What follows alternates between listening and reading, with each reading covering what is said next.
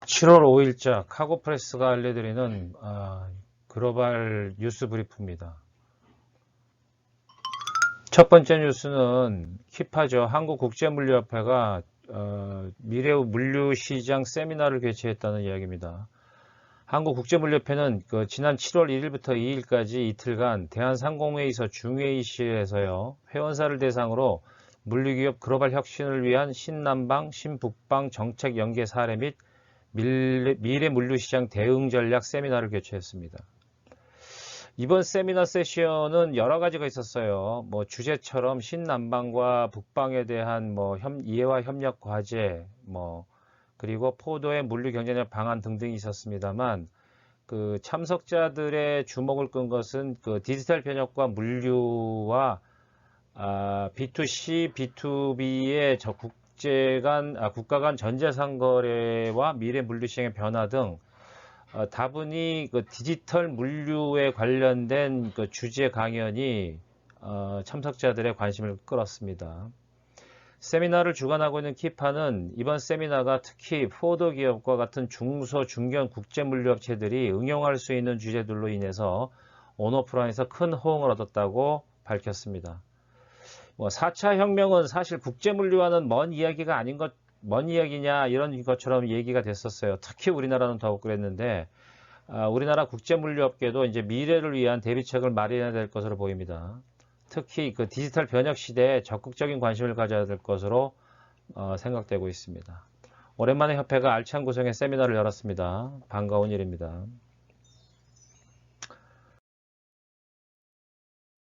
다음은 세계 컨테이너 운임 지수가 상승세를 지속하고 있다는 소식입니다. 관심 있는 시장에서는 이미 주간 단위 또는 일간 단위로 컨테이너 운임 동향을 확인하고 계실 텐데요.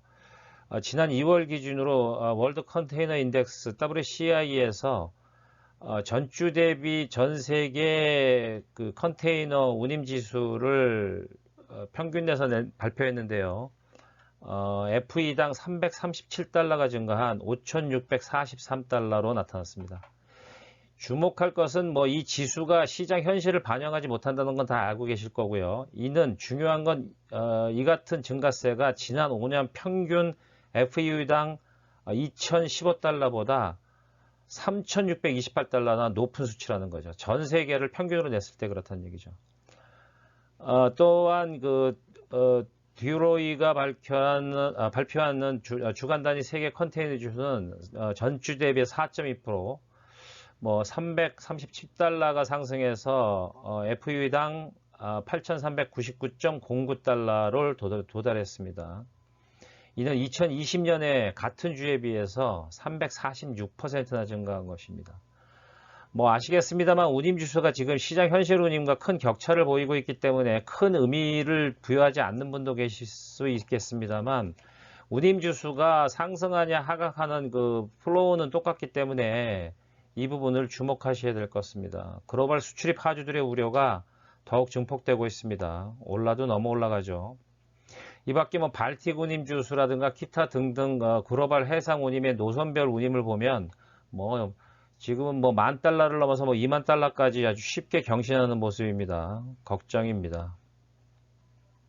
전 노선의 운임지수가 동일하게 상승세를 나타냈다는 것은 글로벌 경기가 회복된다는 점에서 긍정적일 수도 있겠습니다만, 너무 급격한 상승은 하주들의 부담이 클 수밖에 없겠죠.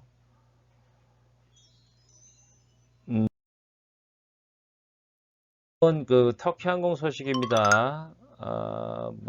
항공화물 시장에서 글로벌 브랜드로 요즘 급성장 중인 터키 항공 카고죠.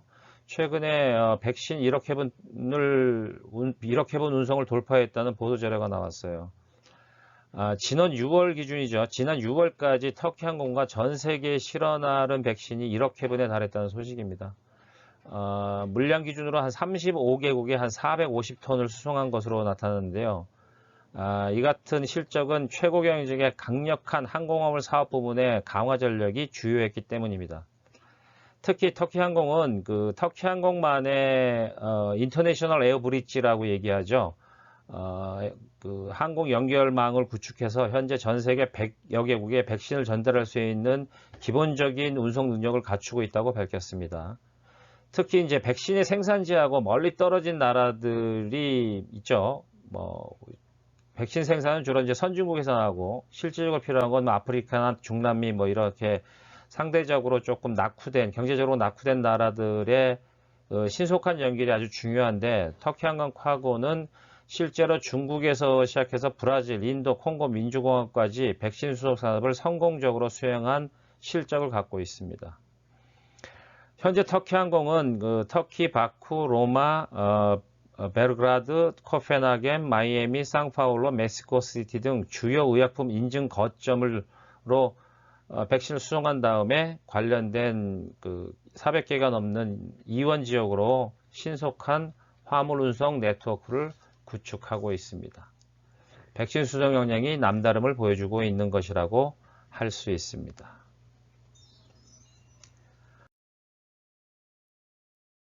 우리나라 소식입니다. 에어로지스틱 코리아가 인도 스파이스젯의 한국 시장 GSA 계약을 체결했다는 소식입니다. 뭐 에어로지스틱은 우리 시장에서 진이양훈 이춘희 대표가 지사장을 맡고 있는 글로벌 GSA 그룹 중에 하나죠.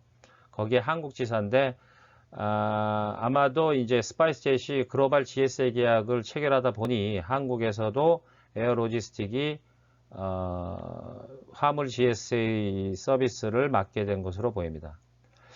이번에 인도의 대표적인 LC 스파이스젯과 글로벌 시장의 GSA 계약 체결은 한국 시장에도 즉각적으로 서비스가 시작되었는데요.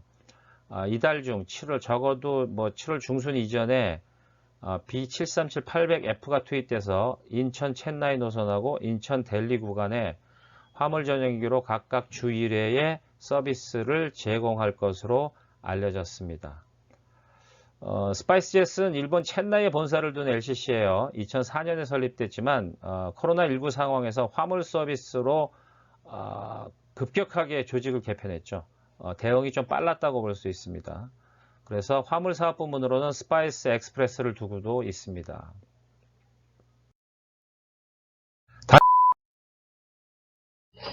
단신입니다.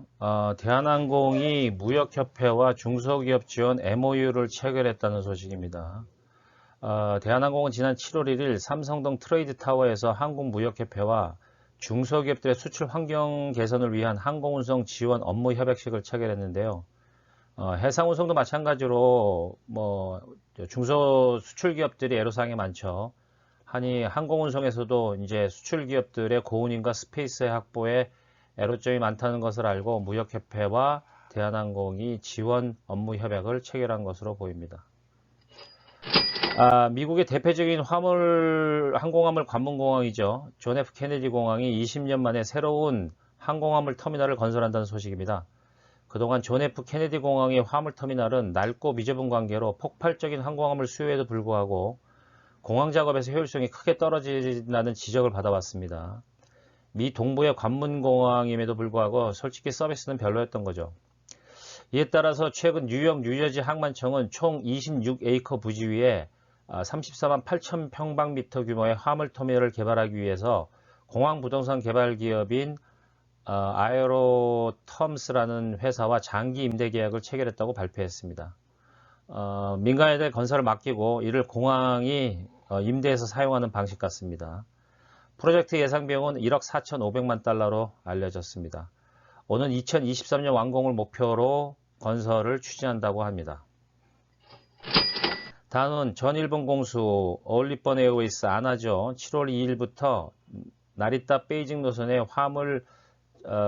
화물기죠. 767F를 주 2회 왕복 운항한다고 발표했습니다.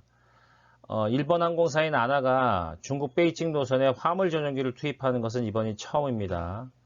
아나는 지금 현재 8대의 767-300F하고 2대의 777F를 갖고 있는데요. 이걸로 항공화물 서비스를 제공하고 있죠.